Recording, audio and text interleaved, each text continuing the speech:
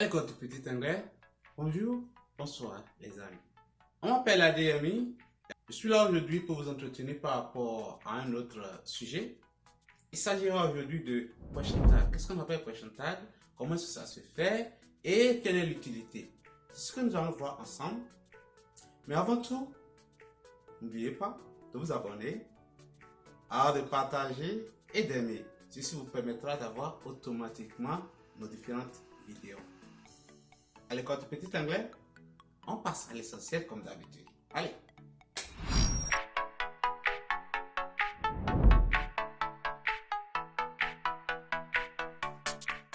Question tag. Question tag? Oui, question tag. Qu'est-ce qu'on appelle question tag?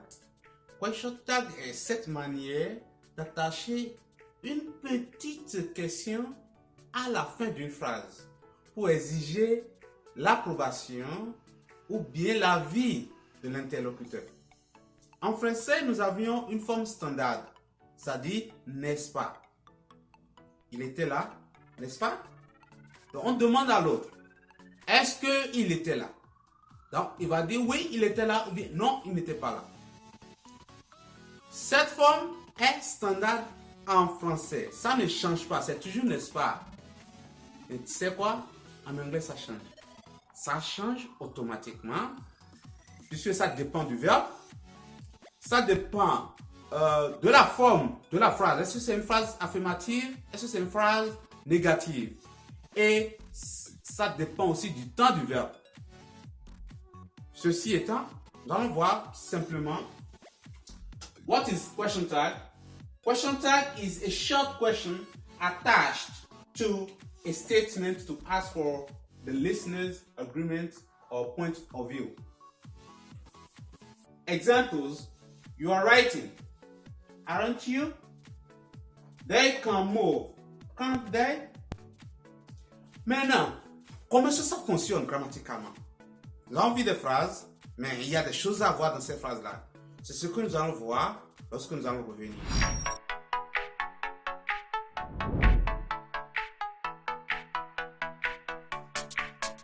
Pour bien réussir question tag, il y a 3 points à suivre. J'en ai déjà parlé dans l'introduction. Donc, vous avez la forme, le verbe et le sujet. La première partie de la phrase, c'est ça qu'on appelle statement. C'est ça, ton avis, ce que tu dis, c'est la phrase même d'abord.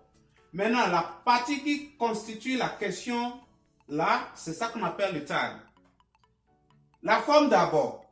Une phrase affirmative. Statement, c'est-à-dire une phrase affirmative. Si la phrase que tu as donnée est affirmative, son tag doit être négatif. Negative tag. Si ta phrase est négative, ton tag doit être affirmative. 1. Phrase affirmative donne tag négatif.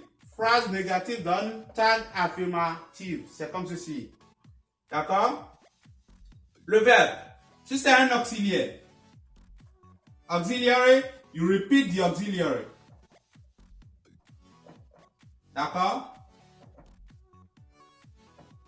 If you have auxiliary verb in the statement, what do? You repeat the auxiliary in the tag. When you have a full verb in the statement, what do? You use do, does, or did in the tag. Si vous avez un full verb, c'est-à-dire un verbe qui n'est pas un verbe modal ni un auxiliaire, qu'est-ce qu'on fait? On remplace le verbe par do, does ou bien did. Cela dépend du temps du verbe de la première phrase. Ok? You choose do, does or did based on the tense of the full verb in the sentence. Okay? When you have, when it comes to subjects, here, when it comes to subjects, if you have a pronoun, what do? When you have a pronoun, you repeat the pronoun. You repeat the pronoun. Okay? When you have a name, you use the corresponding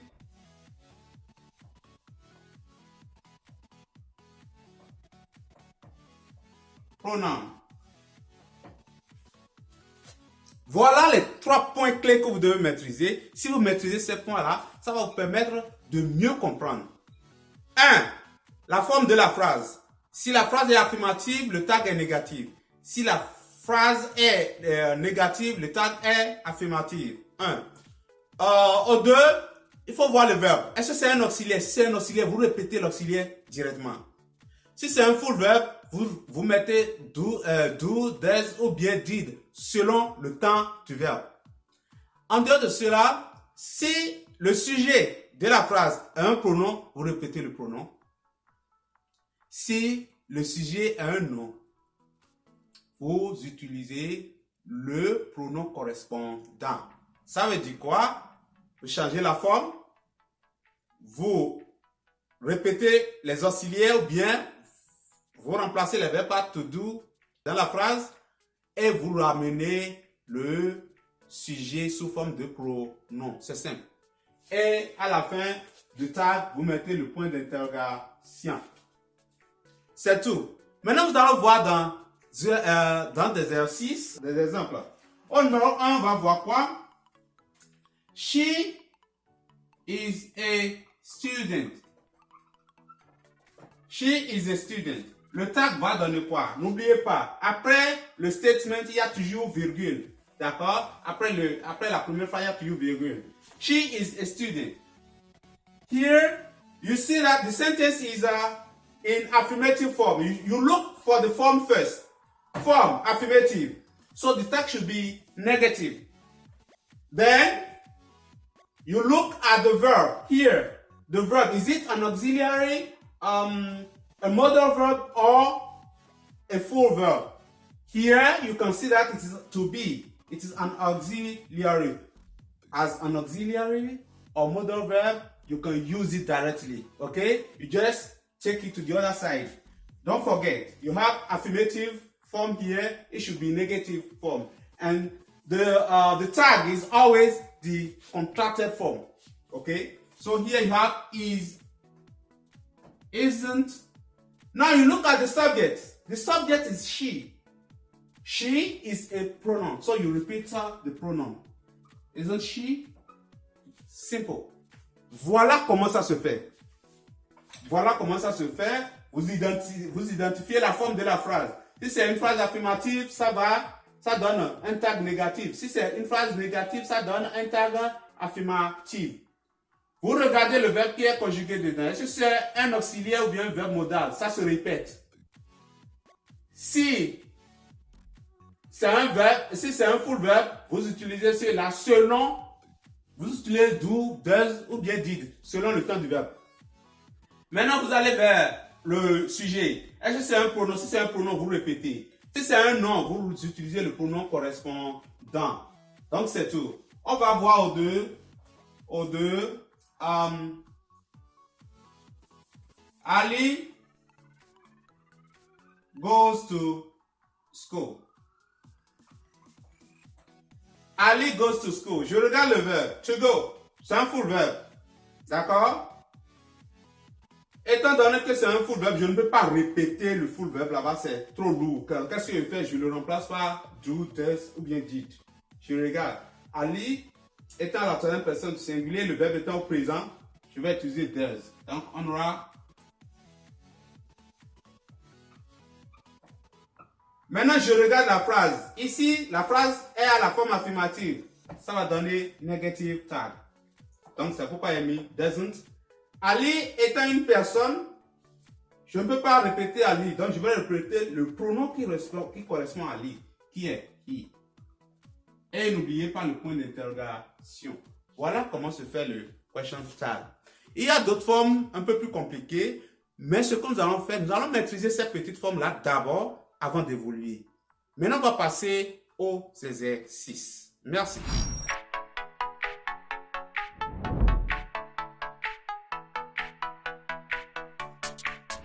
Vous avez l'exercice qui vous est présenté à l'écran.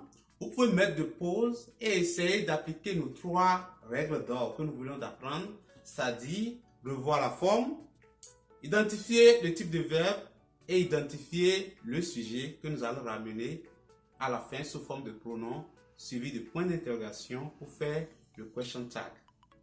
Donc vous avez l'exercice. Le numéro 1 dit Kojo is not present. Je ne vais pas recopier tous les exercices. Je vais juste donner la partie de question tag.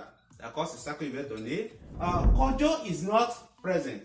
Kojo is not present. Very good. On va ajouter le tag. Ici, on va voir dans la phrase, quelle est la forme de la phrase? Is not.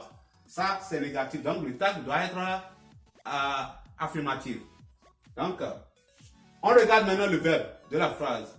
Kojo is not. Is, c'est un auxiliaire. On peut répéter is. Donc, on met is. D'accord? On répète le pronom correspondant au sujet. Ici, c'est Kojo. Le pronom correspondant, c'est he. Point d'interrogation. C'est fini. Voilà comment ça se fait. Au numéro 2, your visitors were nice. Your visitors were nice. On peut donner le tag. On regarde dans la phrase. Est-ce que c'est une phrase affirmative ou négative? C'est une phrase affirmative. Le tag doit donner négatif. Donc, on regarde dans la phrase encore. Le verbe were, to be. C'est un auxiliaire. Donc, ça se répète. Weren't. Maintenant, your visitors. Quel est le pronom correspondant? They. Voilà. On utilise toujours la forme contractée ici. Number 3. We cook the egg. We cook the egg. We cook the egg. Quelle est la forme ici? La forme, c'est la forme affirmative. Le tag doit être négatif. Un point. Deuxième point, le verbe. C'est un full verbe. Cook, c'est un full verbe. Qu'est-ce qu'on va faire? On va utiliser to do au temps du verbe. Le verbe ici est au présent. Donc to do doit être au présent. Ça donne do. Maintenant, on doit mettre la forme négative. Ça va donner don't. Oui. Le sujet était déjà un pronom. Donc on répète. Au numéro 4. They passed by. On regarde la phrase. Une phrase affirmative. Le tag doit être négatif. Le sujet, le verbe, c'est pass. Un full verbe qui est aussi pour pass. Donc on va utiliser did. À la forme négative. Didn't. Le sujet étant they. On peut répéter ça. Didn't they? C'est tout. Numéro 5. They will visit us. They will visit us. They will visit us.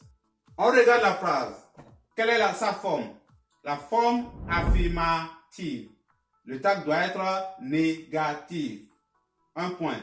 Le sujet est le verbe de la phrase. Est-ce qu'il y a un auxiliaire dans la phrase? Oui, il y a un auxiliaire. Donc, on répète l'auxiliaire. Ici, on veut amener ça à la forme négative et contractée. Donc, on aura want. Will not. OK? Combiné. Want. Want. Et on répète le sujet. C'est tout. Want they. Number 6. The TV was not on.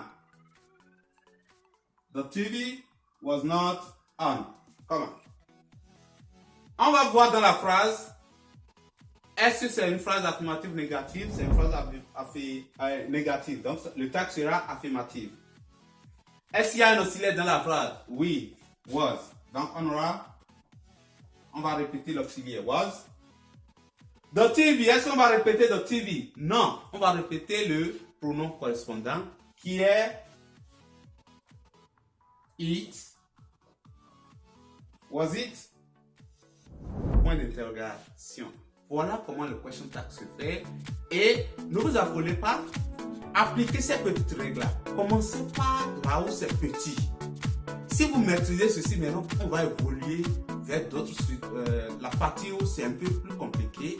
Mais il faut maîtriser ceci d'abord. Si vous maîtrisez ceci, ce sera plus facile pour vous d'évoluer. C'est ce que nous voulons. C'est ce que nous voulons faire avec vous. Maîtriser le BABA d'abord et on va évoluer. Merci, merci. À la prochaine.